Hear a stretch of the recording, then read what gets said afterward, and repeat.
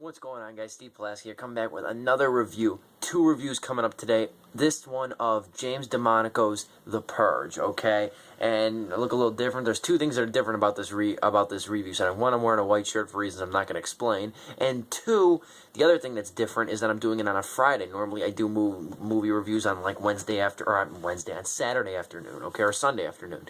But now that I'm out of school, I can see movies significantly earlier. Don't expect this to be a weekly thing. I wanted to see one movie today, and that was Frances Ha.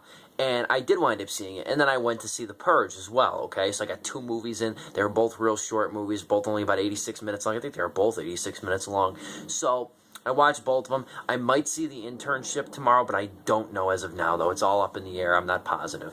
Anyway, but you will see my review of Frances Ha on my website, and the video review tonight, hopefully.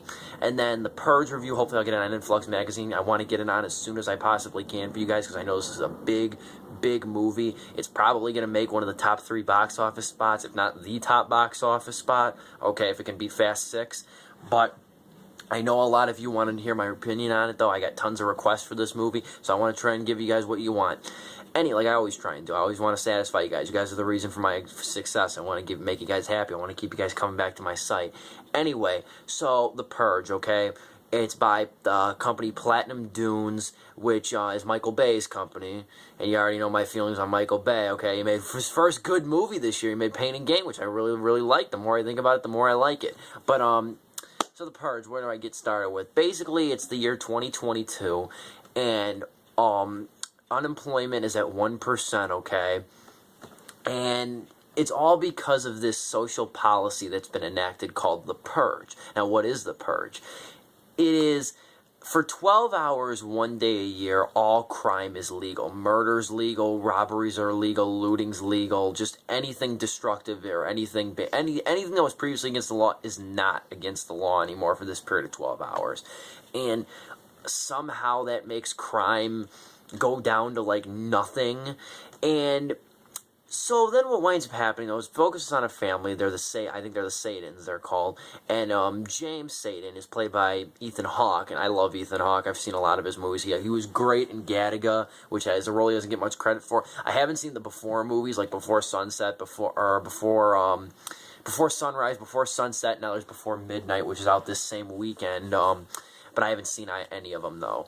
Anyway, so he sells security systems, and his security systems are top of the line. They're usually only afforded by the elusive wealthy. So what winds up happening, though, is it's The Purge, and they're all shut, and they're all secure in their houses, at least Ethan Hawke's family is.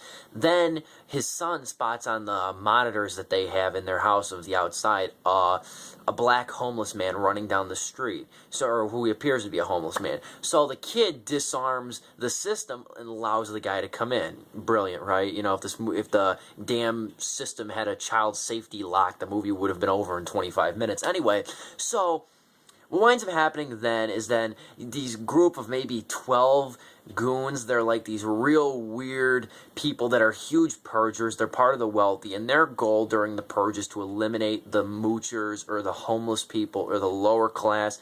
That's kind of, I think, why the unemployment is so low. I think that's what they're alluding to. I think they're alluding to the fact that since the people that can't protect themselves are the poorer and the lower class people, they don't have the methods of defense, so they wind up dying, and the rich who can afford to protect themselves thrive, and that's why you have a thriving country in the midst of all this, is because all the lower classes, which apparently they cause the most violence, they go down.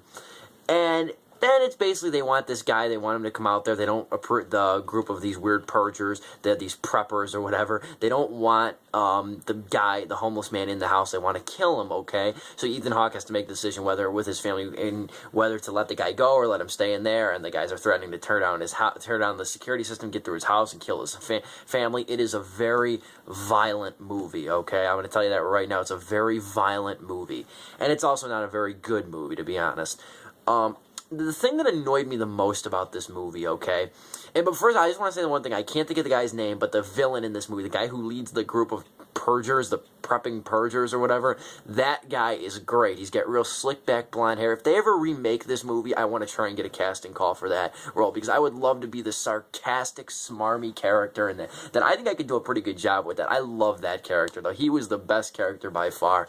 I mean, I'm smiling just thinking about it. He was that good of a performance. Just the smart-ass way that he would talk to people was so fun. He's the reason, if you're going to see this movie at all, you see it for that villain, because he is great. Anyway, the annoying thing about this movie, though, and this annoys me so much, is when a movie has so much potential, and it knows it has potential too. Like, you can watch the trailers to this, and you know this movie knows what it wants to do, but it doesn't. It settles for the bottom barrel home invasion thriller. If you guys want a good home invasion thriller, one of my jobs as a film critic, I believe, is to recommend other movies in the mix of reviewing bad ones. You want a good home invasion movie, or you want a good survivalist thriller, check out The Trigger Effect. I reviewed it on my YouTube page. It's an immensely underrated movie that got no viewership, but it's terrific. If you want to see a good movie, it doesn't have that same kind of like Purge thing, like they implement a social policy, but it's when the power goes out, The Trigger Effect, that's one to see. But the issue I have with The Purge, though, is that the trailer makes it seem like it's going to have some very thought-provoking insight about The Purge, and the questions you're generating from The Purge and the idea and everything aren't from the movie. They're from the actual idea of, what if the government were to implement something where all crime is legal? Would that be would that really put us in the place? But here's my question, though. Even though unemployment's at 1% and like one night a year, 12 hours, you get a release, and you can either embrace it or fear it. So that eliminates gang violence too. That eliminates random robberies and all this other stuff. That crime just automatically goes down like that. I mean, it's an interesting thing. The more I think about it, the more I think it's a little bit practical. But in the long run, though, I don't think that just because of the social policy of The Purge, that one night a year for half a day you can do that, I don't think that it would make that drastic of a difference. And especially if it's just one, and it's like the economy's flourishing, it's like, I don't understand that, you know what I mean? I don't understand how that could work under just that sole circumstance. Like, this is the sole reason the economy is functioning, solely because of this principle, just because of this policy they've enacted. And the other thing I just don't like about it is it's just a very foreseeable film, okay? It generates discussion, but the movie that we get that houses this discussion is a very bland, very dark and murky story of survival and home invasion. It's not that interesting, okay? There's nothing really remarkable about this other than this is a home invasion movie with a pretty damn big ad campaign. That's the only difference. And like I say, the conspiracy theorists will have a field day that this is part of the Illuminati, or that this is part of the government is going to enact something like this. I've read tons of conspiracy theories about The Purge, and I'll just say one thing.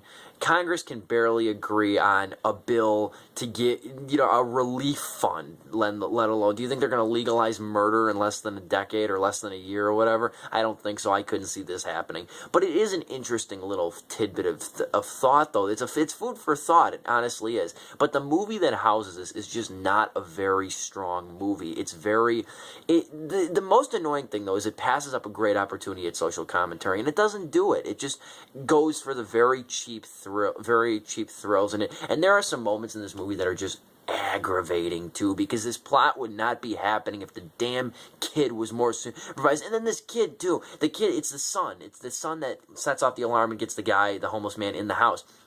The kid is so petrified of the Purge too. He's so worried about violence and everything. But then this kid brings the violence directly in the home, okay? And that was another thing that irritated me. And also, I don't understand this too, but they cut the power, the Purge preppers or whatever they are, they cut the power to the guy's house, to the James house, Ethan Hawke's home.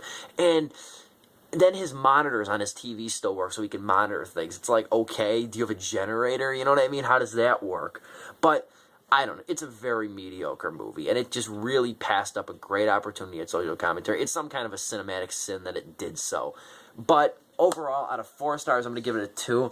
And it's upsetting, though, because I really wanted to come and talk about a movie that really makes you think. But it makes you think for a few minutes, and then it just goes right into the very bland, very familiar territory of home invasion stories, and that's all I can really say with it. It's familiar, and in my I'm gonna say something else though. Like I said, the idea for the Purge. I hope they show this idea again in a film, because it could.